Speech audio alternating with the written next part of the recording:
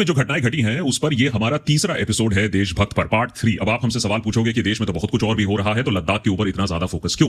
क्योंकि बात सिर्फ लद्दाख की नहीं है, बात सिर्फ सोनम वांगचुक की नहीं है, बात है हमारे डेमोक्रेसी की, हमारे सरकार के रवैये की, और किस तरफ हम जा रहे हैं, किस इमरजेंसी में हम घुसे चले जा रहे हैं, बात उसकी है। और क्या हमारे देश की जनता को कॉकरोच बनाकर रख दिया है सरकार ने? अब ये सवाल पूछने का भी वक्त आ गया है। सब कुछ समझाऊंगा आज के एपिसोड में, लेकिन सबसे पहले जल्दी से बता दूं कि अभी इस कहानी में, इस स्टोरी में, इस ट्रैजिक टेल में सिचुएशन कहां आ पड़ी है। सिचुएशन अब यह है कि सोनम वांगचुक की जो पत्नी है डॉक्टर गीतांजलि, अब वो गुहार लगा रही है प्रेसिडेंट ऑफ इंडिया को कि भाई मेरे पति के बारे में, उनके वेयरअबाउट्स के बारे में, उनके हेल्थ के बारे में मुझे कुछ बता दीजिए, क्योंकि मेरे पति को तो एक हफ्ते पहले सरकार ने लिटरली किडनैप ही कह लीजिए, एनएसए के अंडर कर दिया। मुझे रीजन नहीं बताया, कारण नहीं बताया, पति से मिलने नहीं दिया, उनकी मेडिकल सिचुएशन क्या है, मेडिसिन क्या है, उसके बारे में मुझे कुछ नहीं मालूम है। इसीलिए सुप्रीम कोर्ट को अब गुहार लगाई गई है हेबस कॉर्पस के अंडर। और ये बड़ी दिलचस्प चीज इसलिए है क्योंकि हेबस कॉर्पस एक इमरजेंसी मोड ही है। जब आपके पास और कोई लीगल रिकॉर्ड्स नहीं रह जाता है, तब आप सुप्रीम कोर्ट के दरवाजे खटखटाते हो और कहते हो कि कम से कम उन्हें कोर्ट में पेश कीजिए। सुप्रीम कोर्ट आप देखिए कि जो उनके अगेंस्ट एलिगेशन है, पता नहीं क्या है, लेकिन जो एलिगेशन है वो कितने सच है, और अगर सच नहीं है तो उन्हें रिहा कीजिए। तो सोनम वांगचुक की रिहाई की एक मांग हो रही है, उनके वेलफेयर की एक मांग हो रही है। वो कहां है, किस मेडिकल सिचुएशन में है, किसी से बात क्यों नहीं करने दिया जा रहा है, उसकी मांग है। क्या वो इतने बड़े आतंकवादी हैं, इतने बड़े थ्रेट टू नेशन है कि उनसे कोई मिल भी नहीं सकता है? अब यह सवाल उठ रहा है उनके अरेस्ट होने के एक हफ्ते के अंदर अंदर। हेबस कॉर्पस इसलिए भी बड़ा दिलचस्प है, और यह बात मुझे बड़ी खटकी, क्योंकि जब हमारे देश का पहला इमरजेंसी था 1975-1977 के बीच में, इंदिरा गांधी ने जब पहला इमरजेंसी लगाया हमारे देश में, उस समय भी जिस तरीके से लोगों को वर्चुअली किडनैप करके इंदिरा गांधी की पुलिस ले जाती थी, तो कुछ लोगों ने फिर सुप्रीम कोर्ट को अप्रोच किया हेबस कॉर्पस के अंडर कि भैया इन लोगों को किडनैप करके ले जाया जा रहा है, इनको मारा जा रहा है, इनको मार डाल दिया जा रहा है, ये डिसअपियर हो जा रहे हैं। हमारे देश में ऐसा एक काल रह चुका है पहले भी, जब लोग गायब हो जाते थे। तब सुप्रीम कोर्ट ने बहुत स्टनिंगली, अस्टॉनिशिंगली एक वर्डिक्ट दिया था, 4-1 मेजॉरिटी वर्डिक्ट था, जिसमें सुप्रीम कोर्ट ने कहा कि अगर सरकार ने इमरजेंसी लगाई है तो आपका आर्टिकल 21 के अंडर राइट टू लाइफ भी गारंटीड नहीं है। वो सरकार के डिस्क्रिशन पर है। अगर सरकार चाहे तो वो राइट भी आपसे छीन सकती है, क्योंकि देश इमरजेंसी के अंडर है। इसे हमारे जुडिशियल हिस्ट्री में, हमारे कोर्ट के इतिहास में सबसे काला, डार्क चैप्टर माना जाता है, क्योंकि सुप्रीम कोर्ट ने अपनी बेसिक ड्यूटी, कॉन्स्टिट्यूशनल ड्यूटी में बहुत बुरी तरीके से तब सुप्रीम कोर्ट फेल कर जाती है। तो कैसे सुप्रीम कोर्ट भी एग्जीक्यूटिव को चेक नहीं कर पाती है, एग्जीक्यूटिव के इन्फ्लुएंस में आ जाती है, यह हमने पहले भी देखा है। जब इमरजेंसी हटी, जब नई सरकार आई, तो 44th कॉन्स्टिट्यूशनल अमेंडमेंट हुआ, और 44th कॉन्स्टिट्यूशनल अमेंडमेंट में यह गारंटी किया गया, इमरजेंसी और नो इमरजेंसी जो बेसिक राइट है, फंडामेंटल राइट टू ट्रायल, वो कोई छीन नहीं सकता है। आज हमारे देश में ऑफिशियली तो इमरजेंसी नहीं है, लेकिन सरकार इस रवैये से काम कर रही है जैसे कोई बड़ी इमरजेंसी आ गई हो, जैसे चाइना हम पर अटैक कर ही चुकी हो, जैसे, वैसे छोड़िए वो गलवान की बात, लेकिन क्लियरली अब यह बात सामने आ रही है, और इसीलिए आज का एपिसोड ज्यादा जरूरी है कि सरकार भी टेस्ट कर रही है कि कहां तक हम अपने इमरजेंसी पावर्स को खींच पाए, कहां इमरजेंसी बिना डिक्लेयर किए लोगों को कॉकरोचों की तरफ कुचलते आए, कैसे लोगों की आवाजें हम दबाते आए, और कैसे कोर्ट भी चुपचाप बैठकर यह खेल कब तक देखेगी। ये वाली बात भी बड़ी इंटरेस्टिंग है, और इसीलिए मैं कहता हूं कि यह सोनम वांगचुक की बात नहीं है, यह डेमोक्रेसी की बात है कि हमारे देश में क्या डेमोक्रेटिक सिस्टम अब चल पाएगा, या इसी तरीके से धीरे धीरे अब सबको मार दिया जाएगा, सबको चुप करा दिया जाएगा, सबको हटा दिया जाएगा। सोनम वांगचुक जैसे गांधीयन जो अपने आप को कहते हैं, बहुत ही पीसफुल प्रोटेस्ट करने वाले इंसान 6 सालों से पीसफुली प्रोटेस्ट कर रहे हैं, एक हिंसक वारदात हो जाती है जो उनके कंट्रोल से एकदम बाहर थी, ना उनका किया कराया है, लेकिन सरकार अब उन्हें फॉरेन एजेंट कह रही है, और सरकार कह रही है कि इस वायलेंस के लिए उन्होंने लोगों को उकसाया है। क्या प्रूफ है ये तो हमें मालूम नहीं, लेकिन सरकार की जो क्रोनोलॉजी है और सरकार का जो ऑपरेटिंग मेथड है उस पर जरूर टिप्पणी की जा सकती है।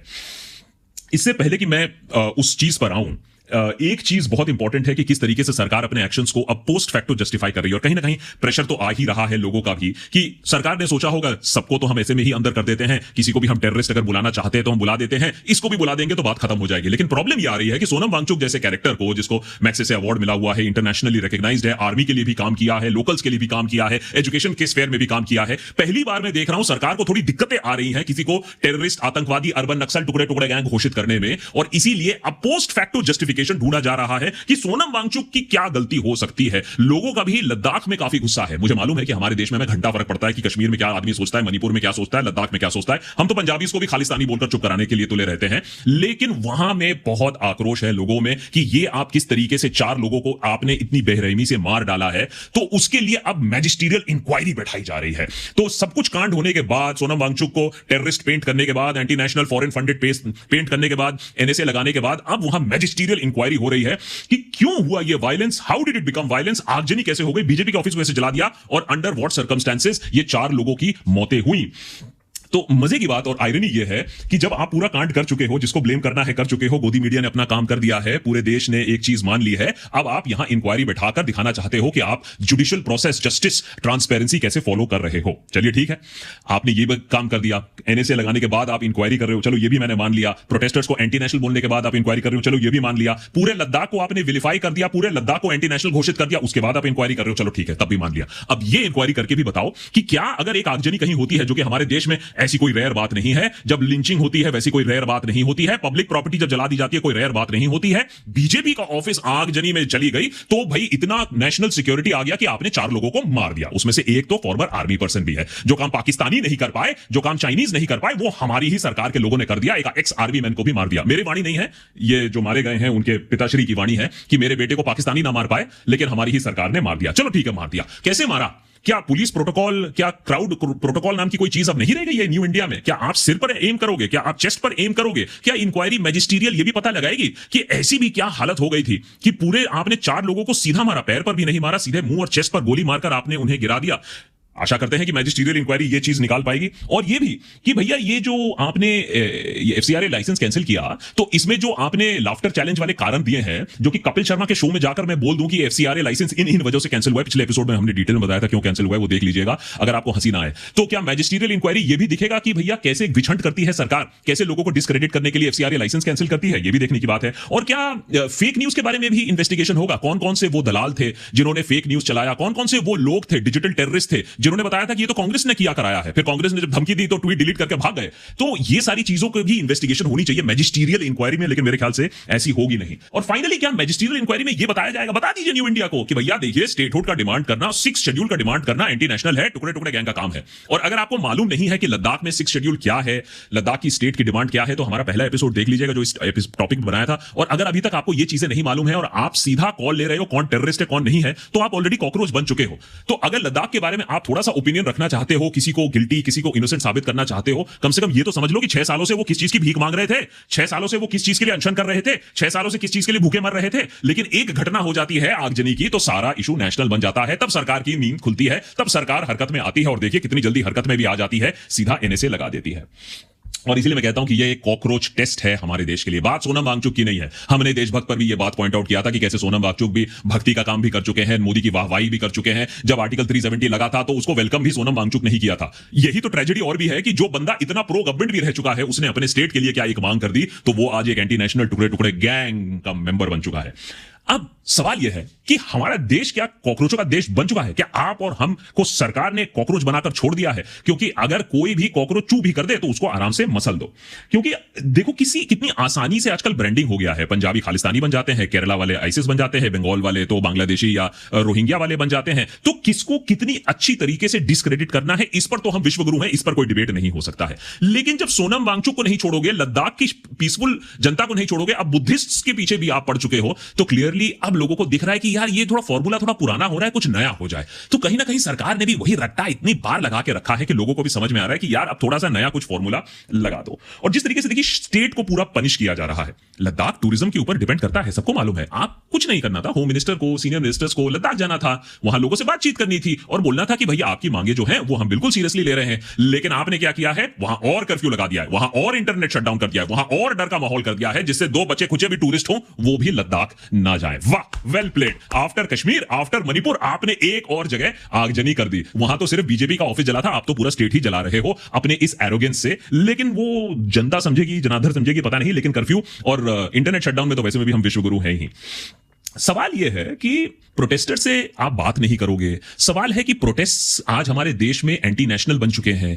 जो पार्टी खुद प्रोटेस्ट करके, जो पार्टी जिसने इंडिया की पहली इमरजेंसी देखी है, आज वही पार्टी वो सारा काम कर रही है जो इंदिरा गांधी ने किया था इमरजेंसी के समय। वो थोड़ी सी दुख की बात है। लेकिन देखिए सवाल है कि आप कितना बिलीव करोगे ये सारी चीजों पर। इसीलिए मैं कहता हूं कॉकरोच मत बनो। अगर इन चीजों को आप बिलीव करोगे, किस किस तरीके के एलिगेशन लगाए गए हैं कि वो चाइना के एजेंट है। अबे चाइना के एजेंट कैसे बन सकता है वो? अभी तो चाइना के साथ तो हम हाथ मिला रहे, चाइना हमारा अच्छा दोस्त बन गया है, आप दूसरी तरफ कह रहे हो वो चाइना का एजेंट है। अच्छा, वो वाला तो प्रॉब्लम है, सरकार वैसे में भी चाइना का नाम नहीं ले सकती है, तो आईटी सेल चाइना का नाम ले रही है। उधर सरकार क्या कह रही है कि नहीं नहीं वो पाकिस्तान गया था। अबे पाकिस्तान तो प्रधानमंत्री भी गए थे, तो क्या मैंने जो भी पाकिस्तान जाएगा वो एंटी नेशनल बन जाएगा? वैसे तो अगर देखने वाली बात यह है कि पाकिस्तान तो फिर मैं भी गया था, जब मुशर्रफ को किक आउट किया जा रहा था तब भी मैं पाकिस्तान गया था अपने चैनल की तरफ से, और उसके बाद जब एक्सटर्नल अफेयर्स मिनिस्टर गए थे एक बार पाकिस्तान, तो उनके साथ भी मैं गया था। तो क्या हर बंदा जो पाकिस्तान चले जाता है उसको आप उठाकर टेररिस्ट बना दोगे? अगर इसी ढर्रे पर हम बैठे रहेंगे तो पाकिस्तान का भी लॉजिक हमारे लॉजिक से थोड़ा ऊपर ही हो जाएगा जिस रेट पर चीजें चल रही हैं। लेकिन मजे की बात यह है कि देखो सरकार को भी मालूम है, आईटी सेल को भी मालूम है लोगों का सी कैसे बनाना है, लोग कितने बड़े कॉकरोच हैं। पूरा का पूरा महकमा बैठा, आईटी सेल बैठी, संबित पात्रा ने प्रेस कॉन्फ्रेंस किया, बताया देखो देखो ये कांग्रेस ने किया, ये कांग्रेस के काउंसलर है, फोटो भी दिखाया। उसके बाद कांग्रेस 2 दिन बाद जगती है अपनी नींद से, कहती है नहीं नहीं ये हमारा काउंसलर नहीं है, हम तो लीगल एक्शन लेंगे जिसने ऐसा कहा। कांग्रेस ने घंटा कोई लीगल एक्शन लिया है ना, आज तक किसी के ऊपर लीगल एक्शन नहीं दिया। अर्नब गोस्वामी इतना कुछ बोल गए, आज तक कोई लीगल एक्शन नहीं हुआ है। तो सरकार को भी मालूम है, गोदी मीडिया को भी मालूम है, अरे जितना बकना है हम बक लेंगे, जितना ब्लेम करना है कांग्रेस को ब्लेम कर लेंगे, कुछ नहीं होगा। लेकिन पॉइंट कांग्रेस की बात नहीं है, पॉइंट है कि आप कुछ भी मान लोगे, आपके ऊपर कुछ भी परोसा जाएगा, आप कुछ भी समझ लोगे without fact checking it, without understanding it. वो दुख की बात है और इसीलिए मैं कहता हूं थोड़ा सा कॉकरोच बनना हमें कम करना पड़ेगा, नहीं तो कल हम कुछ भी बोलने लायक नहीं रहेंगे। और वैसा ही सिचुएशन आज के टाइम पर भी आ रहा है। आज जो लद्दाख में हुआ वो मणिपुर में उससे पहले हुआ था, वो कश्मीर में उससे पहले हुआ था। आप सोचते हो कि ये गाज आपके ऊपर नहीं गिरेगी। हम जैसे गधे लोग हैं जो आपको ये बताने की कोशिश कर रहे हैं कि भाई देखो जो चीज कश्मीर में हो चुकी है वो मणिपुर होते हुए, लद्दाख होते हुए, पंजाब होते हुए, केरला होते हुए, बंगाल होते हुए आपके ऊपर आएगी। यही विधि का विधान है, इस पे कोई अलग चीज नहीं है। आज लोग अगर देखें जिस तरीके से मीडिया को ट्रीट किया जा रहा है, आए दिन केसेस चले आ रहे हैं, हमको जॉन डो ऑर्डर आ रहे हैं, हम कोई केस में भी इन्वॉल्व नहीं है, हमारे ऊपर भी ऑर्डर आ रहे हैं। वो दिखाता है कि किस तरीके से कश्मीर के जर्नलिस्ट को पहले ट्रीट किया गया था, उसी तरीके से आज देश भर में भी जर्नलिस्ट को ट्रीट किया जा रहा है। जिस तरीके से सिटीजंस को कश्मीर में ट्रीट किया जाता था, अब उसी तरीके से आपको और हमको भी ट्रीट किया जाएगा। वो तो एक एक्सपेरिमेंटल ग्राउंड है, कश्मीर, लद्दाख, मणिपुर, वहां सक्सेस हो जाएगा तो यहां आ जाएगा। ये चीज जब आप समझोगे तब तक बहुत देर हो चुकी होगी, क्योंकि 6 साल से जो पीसफुल प्रोटेस्ट चल रहा था लद्दाख में, उसके बारे में ना आपको घंटा फर्क पड़ा था ना सरकार को पड़ा था। लेकिन अब लोग बहुत जल्दी कह रहे हैं कि नहीं लद्दाख है, बड़ा सेंसिटिव एरिया है, यहां वो सब करना नहीं चाहिए था। तो हुआ वो, उसकी जिम्मेदारी कौन लेगा? ये हुआ क्यों? 6 साल तक किसी ने उनकी बात सुनी क्यों नहीं? अब ये तो मैथ्स का सवाल है, तो ये छोड़ दीजिए। हुआ ये है कि अब आपने वहां की जनता को बहुत बुरी तरीके से आइसोलेट कर दिया है। कभी कभी कश्मीरी अगर दोस्त है, होगा नहीं बहुत ओके, लेकिन अगर है तो उनसे इन प्रिवेसी पूछिएगा, उनको क्या फील होता है, उनको जिस तरीके से आपने कुचला है उनको क्या फील होता है। लद्दाखीज को भी अब यही बात समझ में आ गई है, इसीलिए एपेक्स बॉडी ले एबीएल उसने अपने आप को टॉक से विड्रॉ कर लिया है, कारगिल डेमोक्रेटिक अलायंस ने अपने आप को टॉक से विड्रॉ कर लिया है। वो कह रहे हैं talks can't be held under the shadow of a gun. ये लाइन यूजुअली सरकार नक्सलियों से बोलती है कि भैया बंदूक की नोक पर हम बात नहीं करेंगे। ये लाइन हम पाकिस्तान से बोलते हैं, बंदूक की नोक पर बात नहीं करेंगे। यहां सरकार को बोला जा रहा है कि हम बंदूक की नोक पर बात नहीं करेंगे। ये है असलियत हमारे न्यू इंडिया की, कि जहां एक पीसफुल स्टेट अब कह रहा है बहुत हो गया बॉस, इस तरीके से हम आपसे बातचीत नहीं कर पाएंगे। यहां है आज हमारा स्टेट। और वहां कविंदर गुप्ता जी हमारे एलजी कह रहे हैं कि whole of Ladakh would have burned अगर हमने फायरिंग नहीं की होती। फायरिंग को डिफेंड कर रहे हैं। अरे भैया whole of Ladakh would not have burned because Ladakh is not BJP office. जिस तरीके से इंडिया इज नॉट मोदी, उसी तरीके से Ladakh is not BJP office. हां, आगजनी नहीं होनी चाहिए थी, वायलेंस नहीं होना चाहिए था, लेकिन उसको ऐसे बढ़ा चढ़ा के बोल करके भी कोई फायदा नहीं है। Basically there will be no solution जब तक ना अब उल्टा देखा जाएगा। बहुत लोग इस चीज पर आउटरीच कर रहे हैं और सरकार भी सोनम वांगचुक पर फोकस कर रही है, लेकिन वहां लद्दाख के लोग कह रहे हैं पता करो 4 लोगों को कैसे मारा, इतनी बर्बरता से कैसे मारा, सीआरपीएफ ने ये एक्शन क्यों लिया, किसके कहने पर फायरिंग हुई, ये सब चीजें हमें जानने की जरूरत है। और ये भी एनएसए लगाया किसने और क्यों लगाया, इतना डर क्या है? और मेरे ख्याल से सरकार को डर है, कहीं ना कहीं एक डर का माहौल बैठ रहा है सरकार में, क्योंकि जब आप एक नैरेटिव इतने सालों से झूठ का बुनते आए हो, 1 दशक से बुनते आए हो, जब वो नैरेटिव खुलता है ना, अनस्पूल होता है तो बहुत जल्दी होता है। मेरे ख्याल से सरकार को इसी बात का डर है। एक तो बात है ही कि भैया वो पोल खुल जाएगी कैसे, हमने बड़े बड़े पूंजीपतियों को, इंडस्ट्रियल्स को वहां बड़ा बड़ा लैंड दिया है सस्ते में या at no cost at all, तो ग्रीन एनर्जी मीट करने के चक्कर में आप लद्दाख की इकोसिस्टम को ही खत्म कर दो। तो एक तो वो चैलेंज है, नहीं समझ में आया तो देख लीजिएगा पूरा एपिसोड, फर्स्ट वाला इसी पर डिटेल्ड है कि किस तरीके से वो चाहते हैं कि लद्दाख के लोग डिसाइड करें कि उनके लैंड पर किस तरीके की इंडस्ट्री सेटअप होंगी, उनकी इकोलॉजी को वो मीट करेगा या नहीं। So that is one clash with the government. और दूसरा मेरे ख्याल से ये एनएसए लगाने का पॉइंट थोड़ा सा डीपर है। मेरे ख्याल से सरकार को समझ में आ चुका है कि जो नैरेटिव है उनके हाथों से स्लिप कर रहा है। मैंने बहुत सालों से मीडिया का काम किया है, बहुत सालों से सोशल मीडिया पर भी हूं, मैंने कभी इतनी तरीके की गाली गलौच हमारे ऊपर नहीं, सरकार के ऊपर नहीं देखी है जितना मैंने पिछले 5-6 महीनों में देखा है। आप E20 का अगर एग्जांपल ले लीजिए, सरकार को साफ लोगों को दिख रहा है कि ये क्या चल रहा है। 5 साल पहले आपने E20 लगा दिया, कोई वार्निंग नहीं है। नितिन गडकरी, उनके लड़कों का बिजनेस जो एक क्लियर क्लैश ऑफ इंटरेस्ट दिखता है। नितिन गडकरी का आक्रामक रवैया कि मेरे तो 200 करोड़ पर मंथ है, मुझे ऐसी चीजों की करने की जरूरत नहीं है, मुझे तो दुबई बुलाया गया था, मैंने रास्ते इतने अच्छे बनाए, वहां लोग मर रहे हैं पॉटहोल से गिर गिर कर, और वहां नितिन गडकरी बोल रहे कि नहीं मैंने तो बहुत अच्छा काम किया है। तो कहीं ना कहीं एक अच्छा वेल परफॉर्मिंग मिनिस्टर का ये रूप, ये रवैया देखकर भी लोगों का थोड़ा सा सर्किट उड़ा है। जिस तरीके से बोला गया कि नहीं E20 के बारे में जो बात कर रहे हो वो ऑयल माफिया, तो अभी तक तो CIA, सोरोस, एंटी नेशनल टुकड़े टुकड़े गैंग थे, अब E20 पर बात करने वाले ऑयल माफिया से बिलोंग करते हैं।